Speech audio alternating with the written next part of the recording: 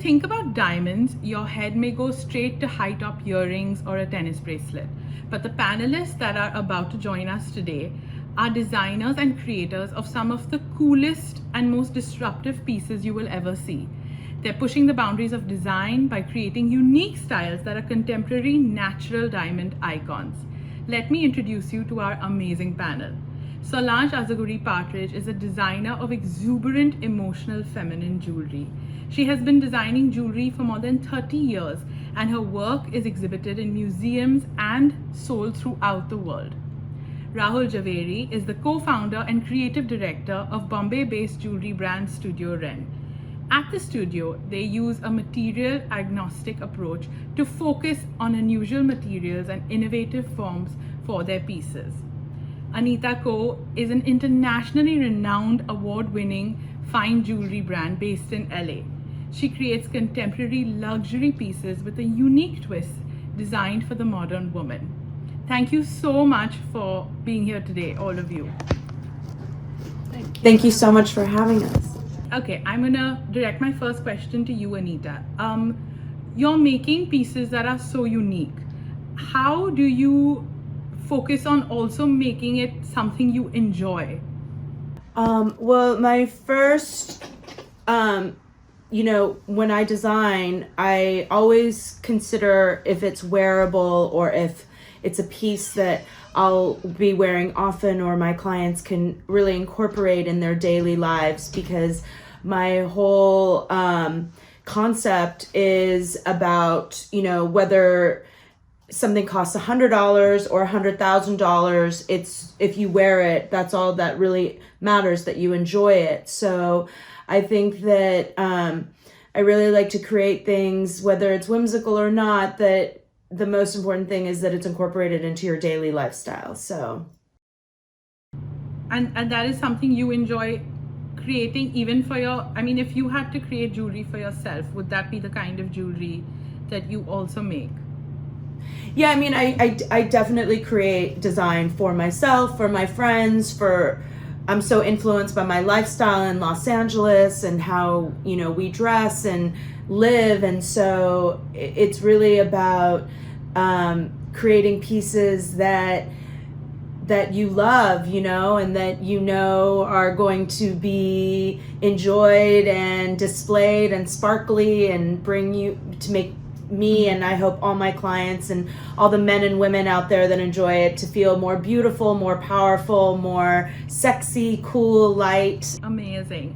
Solange, what about you? What inspires you? Anita said she draws inspiration from her surroundings and from LA. What about you? What do you think gets you ticking? Well, I'm a big reader, so I start panicking if I don't have a book to read, and it's anything from literature to art or science. In fact, things that I don't particularly understand, I quite enjoy. Carlo Rovelli, he's a quantum physicist, and I'm reading a book by him at the moment, and I don't really understand 90% of it, but I find it really sparks my imagination. Obviously nature, architecture. I also love language. I was a language student before I started designing jewelry, so I love play on words, and just sometimes a simple word could spark my imagination. So inspiration is everywhere, so it's just a question of trying to adapt it to jewelry. What do you think is the strangest thing that you were inspired by and that resulted in a piece of jewelry? Well, I got the most terrible results in mathematics when I was at school. I failed my maths exam, but I found a book about forms of in mathematics, and I found them so beautiful that I ended up designing a diamond collection using the 5 platonic solids which are found in nature, and a diamond is in fact one of the platonic solid shapes, the octahedron, natural octahedron, and that sparked me into designing a whole diamond collection, in fact. That's amazing. Rahul, there is a certain irreverence, especially in your approach to fine jewelry, an approach that perhaps resonates with a much younger audience. The kind of audience that doesn't want to see fine jewelry tucked away in velvet boxes and safes. Are you noticing that? Are you noticing a shift in consumer behavior? Just their want now for cooler jewelry and newer jewelry, as opposed to buying, especially for an Indian girl, just a diamond set and then having it tucked away at the back of a safe. No, I have seen a major shift that's happened. I think it was an ongoing shift, and in the past 2 years has kind of expedited it, where people are looking for more meaningful pieces. They're going deeper rather than going wider. And when it comes to, it might seem like our work resonates with a younger audience, but when I started the studio, that's the assumption that I made. But it's over the past 3 years, I've been pleasantly surprised where it's more about a psychographic rather than a demographic. It's for people who are looking for things that they don't have, things that they can connect with, things that have a narrative. So I've had 80-year-old women collect in like bracelets of ours which have inverted gemstones on it, for example. And when I ask them, I mean, what are you drawn to? What about this piece resonated with you? And they're like, I have a lot of jewelry, but I don't have anything like this. So again, it's more about a psychographic. It's more about going deeper and connecting with the piece and to the person who's created that piece. So Anita, tell me, how you talk about everyday jewelry. How do you take everyday jewelry and put the Anita Ko twist on it? What is that process? I mean, I think for me, it's, I use a lot of diamonds in my work. So it's about, creating pieces that are wearable and layerable for me a lot of times, because like Rahul was saying, that like a lot of my clients are also going deeper. Just because they have one style of necklace and it's a diamond necklace does not mean that they don't want a second or third that they can kind of layer and wear in different lengths and,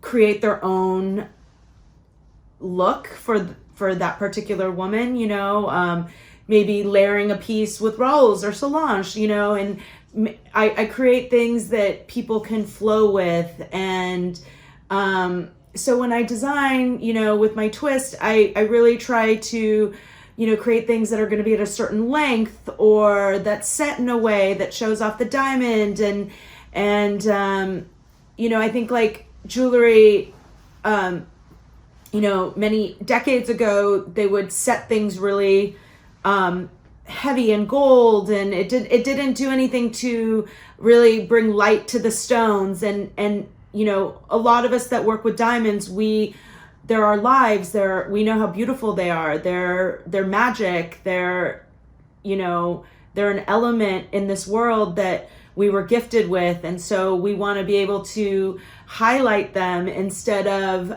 create things that people are worried that they're going to lose, but more to enjoy. Absolutely. And speaking of which, Solange, when you experiment with your jewelry, do you like to use different diamond cuts and shapes? And what are some of your go-to cuts and shapes when it comes to setting your pieces? Oh, I'll use anything. I mean, I love a diamond. I don't even care whether it's. I don't really mind about the cut and clarity. I like to say things are diamonds. My engagement ring was an uncut diamond. I love rose cuts, obviously. Everyone does. And I mean, one of the diamond cuts that I use are actually spherical diamonds, so they're pure round, and they're kind of a bit counterintuitive because you're supposed to facet a diamond so that it brings as much light as possible. However, these are so subtle, it looks like I designed it to look like a pearl necklace. But But then But it's occasionally sparkly. you get a kind of sparkle and people say, what is Yeah. that? What are you wearing? So I like Yeah. I like it when people don't quite know what they're looking at, and they have to discover what it is you're wearing. That's always fun. Yeah. Rahul, what about you? Do you have a particular cut or shape of diamond that you kind of lean towards or that you prefer when you are creating your jewelry? I think of late they have I've really been drawn to old mine cuts, and especially movals. There's something very beautiful about how imperfect it might seem right now. And especially because I've come from, before I started Studio Renn, I used to source rough diamonds and cut and polish them. So I have a different kind of relationship with diamonds where it was always, the goal was to make it absolutely perfect. So somehow now that I'm designing jewelry, it's the imperfections that I'm more drawn to. Were you ever nervous because your pieces aren't, I mean, like I said before, I mean, when someone thinks, oh, let me go out and buy my first piece of jewelry, they do think about like a tennis bracelet. Were you ever nervous when you thought, okay, I'm going to disrupt the industry a little, I'm going to make jewelry that is unique and is different in the sense, I mean, it's not something that you would regularly see. Did that ever make you nervous, or like I said, is there a huge client for that now? I really didn't think about it that much. For us at the studio, it's the act and the process of creation that supersedes everything else. So when we started off, I mean, our goal has never been and will never be to disrupt. It's just to create, and not everything is for everyone. So we completely understand that, and we've just seen that I've been surprised by the number of people in India who are looking for something unique and purposeful. So Absolutely. Anita, tell me,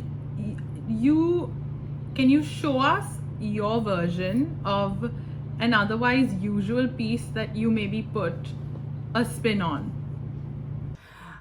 Sure. Like, in terms of bracelets, like I too love different shapes of diamonds, and I may put it on, on a Cuban chain instead of, a thinner, more classic chain, or onto a tennis bracelet.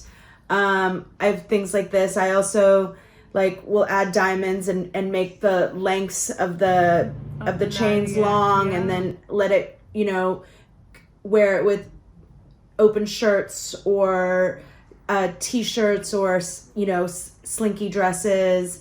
I'll use different cuts of diamonds. I do think that is what's cool, if you are able to take a piece of jewelry and go from the t-shirt into the cocktail dress. I think that's Yes. when you've got a winner. Well, I think that we as women today, we work, we're moms, we're, friends, you want to go to work, you want to meet a friend for dinner afterwards, you have other obligations that have to happen. So we really don't want to change our jewelry. We don't dress, many years ago, decades ago, women would change their jewelry 3 times a day if they were lucky enough to own it.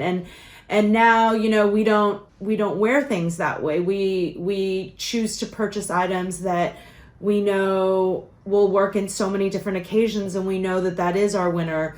I try to do things, I try to use round diamonds, ovals, rose cuts, and just mix them, match them, make them in diamond necklaces where we feel, cool and sexy. I'm born and raised in LA, so the sun and the water and the ocean and swimming pools and all of that are so influenced in my designs. And I think that we also wear much more casual clothing out here. So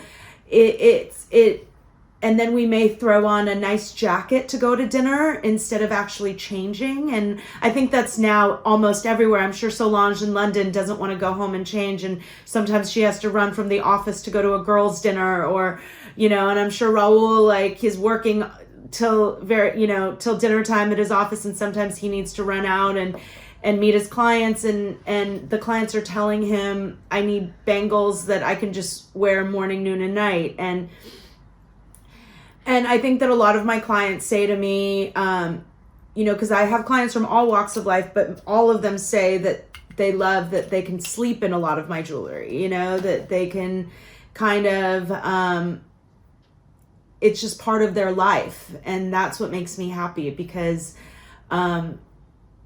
we're so lucky, the three of us, that we get to create beautiful things. But I think it makes us just really happy when we hear that our clients feel that we know that they feel happy, and that they feel beautiful and strong and cool. So, and I feel these are also the kind of pieces that almost become modern heirlooms. These are now the pieces you're going to be passing on one generation after the other, and it isn't the what the old thought cycle was anymore. It isn't that one little tennis bracelet. It's now the upgraded neo version of all of these, still kind of classic in their thought process, but then unique in design. So yeah, that's and what's I'm super sure, cool about it. Of course, and I think all three of us have probably had clients come to us with heirloom diamonds or pieces that they've had inherited from their family, and asked us to reset and make something different and modern and cool. And so I'm sure all of us have had experiences with that, and that's, I think, why we are modern jewelry designers, is that we can take stones from that were worn generations before, and then create something where the woman today is like, I love it, this is me, thank you for turning my grandmother's necklace into this bracelet or this ring I can wear every day, because they didn't want to wear. Do you actually have an example of an heirloom diamond that you then made into one of your pieces? I just did one for a client. She brought in her mother's, her grandmother inherited to her mother a ring that was in an Edwardian style, and she's she lives in Santa Monica, and she's on the go a lot. She travels so much, and she wanted to wear something that she wanted me to turn it into something that is her. And so I took the diamonds, and I created a pinky ring, because she, loves to travel. She loves to go to Vegas, and she, I took the two large diamonds, and I, put them together, and I took the other diamonds, and I, made a couple bands with it, and it was something that she was able to wear in her pinky, and it was just so much cooler and edgier for her, and I think and she just was so happy. She was like, thank you, because now they're with me every day. Okay. Solange, what about you? Could you show us an unusual piece of yours that would have been a classic, but with your twist on it? I have, well, actually, I've got something here. But I have been given diamonds. I mean, I had one client who gave me a diamond that was so enormous, and she didn't know what to do with it. And I turned it into. That's a good problem to have. And we turned it into a ring that she actually wears quite frequently, because it's so. The setting is very modern, and it's such an enormous diamond that nobody can really believe that it's real, so she can walk down the street with it quite happily, and everyone thinks it's just a little piece from Accessorize that yes, you put exactly. on. That's I think that's what's quite important about modern jewelry. I like to take away the precious factor, because if you want to really be able to wear your jewelry as frequently as possible. So the less valuable or worshipful the design, the more enjoyable it'll be to wear, I think. It's funny, Anita was talking about LA and the sun and the sea and the sky, and I've designed a piece that's called the Storm Necklace, which is so related to England.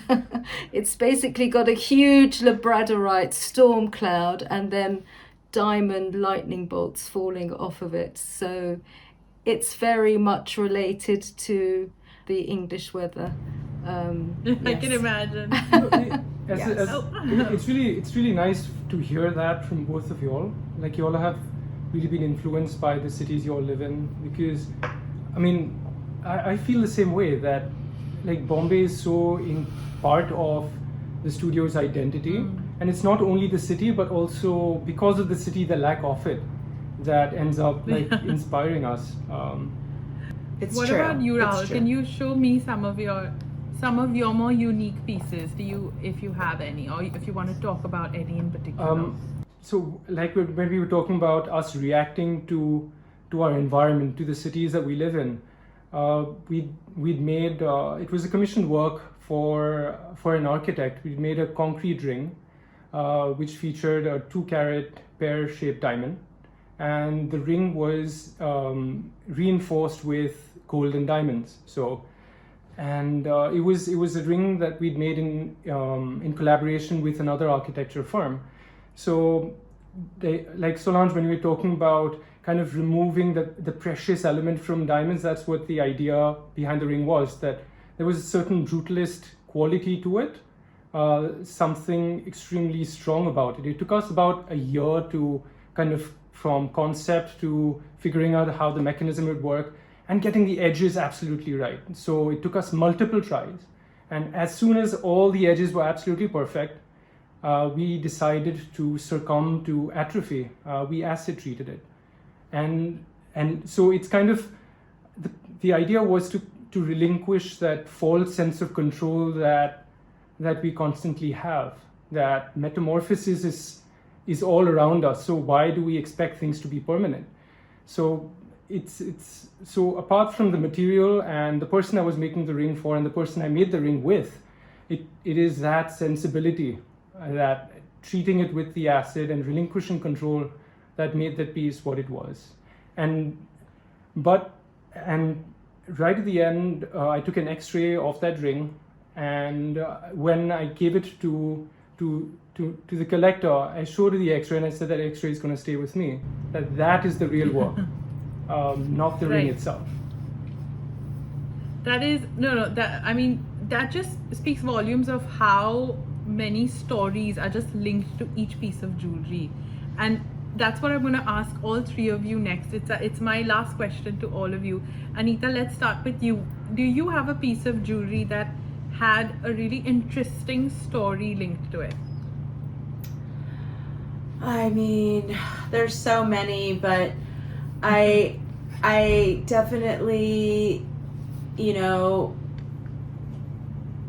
I'm influenced by clothing a lot. So, from my diamond zipper collection, that I really wanted, I had to wear a dress that was a very simple dress, and there was just like no cool factor, no edge to it. And I thought creating my diamond zipper collection would bring that kind of wow factor to my outfit. And I think that kind of really was I think it was an interesting story because it was just came out of panic and needing something to wear that was going to, I had about 6 months, and I knew I had to wear this one dress, and I just felt it was just so not me just to be that simple, and I felt like I needed something that would make me feel wowed, and I was looking at an old pair of Levi's and the zippers on them. I thought, I know zipper necklaces have been made before. Let me try to do something in my own way. And I was so influenced by the Levi's zipper, and I took baguettes and I formed them in a way that zipper was made, and then it kind of created the zipper collection. And then recently I was looking at sequins, and I thought, God, wouldn't it be beautiful to have, sequins and that we could wear that were fine diamonds and gold. And so I just came up with the Luna collection, which was influenced by, not being able to wear black tie anymore, and not being able to, being stuck at home and feeling so like, I was looking at all my gorgeous party dresses they were so many sequins, and so I decided to make jewelry that looked like sequins, and that's the formation of my Luna collection. So I don't know if they're fun and interesting stories, but I definitely feel that they were a part of my life and how I was influenced. So I love that. I love that. Solange, what about you? Well, it was interesting, Rahul saying about the creation process, because sometimes it's the most fun part of the whole process. Yeah. Even more fun than seeing the final result. And sometimes I get very hung up and obsessed about an idea, and I know nobody but me is going to particularly care about it, but I have to get it out of my system. But I have one ring here that I'm wearing, and it's called the bi-dye ring. So it's basically a diamond with another diamond set underneath it, and so sometimes they are right up one on top of the other, and this one is a little bit off center. And the first time I sold one of these rings to a client, she took it back to France, and it was a little bit the wrong size, so she took it to her trusted repair person there to make it a bit bigger. And when she went back to pick it up, she looked at it, she said, "What have you done?" And he had basically put the diamonds side by side, because he was so horrified that the diamonds were one on top of the other. Oh my God. And he changed completely the design. So oh no. He said, "On ne cache pas les diamants," as if it was sacrilege that I would.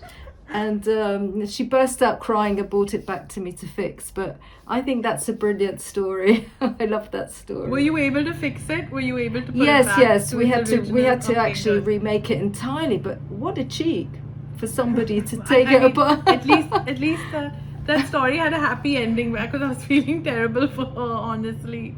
Rahul, what about you? Tell us an interesting story you have linked to a piece of jewelry. I would think the X-ray one is pretty up there, though. Yes, but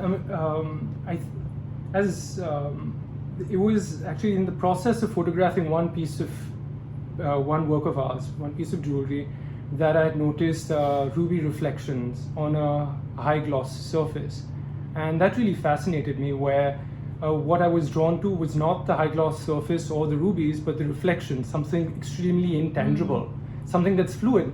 There's a certain level of fluidity in those reflections that, as the piece moves, the reflections appear and disappear, and that kind of sparked an idea which kind of led us to design the orange peel ruby reflection bracelet, where we've used high gloss surfaces which reflect rubies which are hidden inside.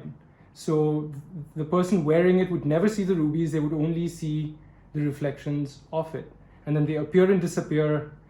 So for me, that piece is particularly special because the creative process was very serendipitous. It's sort of like you just need to kind of focus, you need to be sensitive to everything around you and what's happening, and that's where you draw your inspiration from those kind of hidden moments that kind of just get lost otherwise. Guys, thank you so much. This was such a lovely, insightful panel, and we on behalf of the jewelry industry, we thank you for being so disruptive and so cool with the pieces that you make. So thank you all so much for joining us today.